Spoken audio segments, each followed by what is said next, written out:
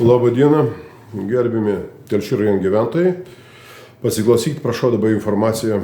Gaunu laiškų iš gyventojų, kreipimusi įvairiais klausimais. Dabar aktuali tema yra šiukšlių. Atlikau tvarkymo mokestiniai pranešimai. Pernai individualūs namai už minimalų 12 konteinerių išvežimą turėjo gauti sąskaitas 68 eurus individualūs namai.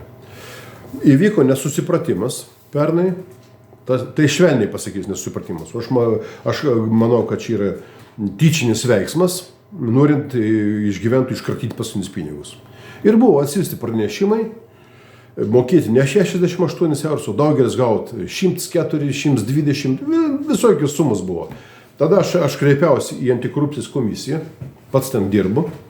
Mes įsigyvėtėm Tracijai, mes su jais pakalbėjom, kad vis dėlto buvo priimtas sprendimas, kad visi tai neteisėta. Jie prisigalvoja kažkokių nesąmonę, aišku, reikėtų imtis kitokių priemonių, bet mes negalim. Mes įpareigojom jiems grąžinti pinigus permoką. Dabar klausykite, gerbimi telšiškiai. Tie, kurie pernai už namus sumokėjo daugiau negu 68 eurus, jūs turit dabar, šiemet jūs turite mokėti pabrango, tos šiukšlius aišku, 85 eurus turite mokėti šiemet. Ir turi būti išskaita. Bet jūs visi kreipkitės raštu. Rašykit raštus ant mokėjimo pranešimo ir to traco duomenis ir adresas, geriausiai aišku elektroninį rašyti, popierinių nerašykit. Tai parašyti raštą, nurodyti savo duomenis, adresas, mokėtojų kodą nurodykit, nes ant pranešimų yra mokėtojų kodai, visi turim šiukšlių mokėtojų kodą. Ir parašykit trumpą raštą, kad pernai toks ir toks vietoj 68 eurų sumokėjau ten 104 eurai, tarkim. Ir prašau šiais metais išskaityti permoką iš šių metų sąskaitas. Panašiai taip. Išsiųskit raštus būtinai. Neišsiųsit raštus, gausit vėl 85 eurų sąskaitą, o kad pernai permokėt, bus užmiršta, nes jie užmiršta dažniausiai tokie.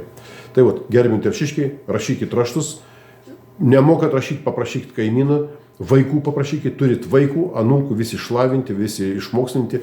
Čia labai nesunku. Elektroninių, bet turi būti pasirašyta, viskas. Adresas, pavardė, vardas, mokėtojų kodas. Pernai reikėjo mokėti 68, sumokėjau 120, prašau šiais metais įskaityti ten permokės 50, 60, kas kiek. Ir išsiųskit raštą. Ir viskas. Ir tada gausit sąskaitą jau nebe 85 eurus, o gausit, tarkim, galbūt 40, kiek ten buvo išskaitę. Tai ir būtinai vis tai padarykite, bus viskas tvarkingai. Ačiū dėmesį.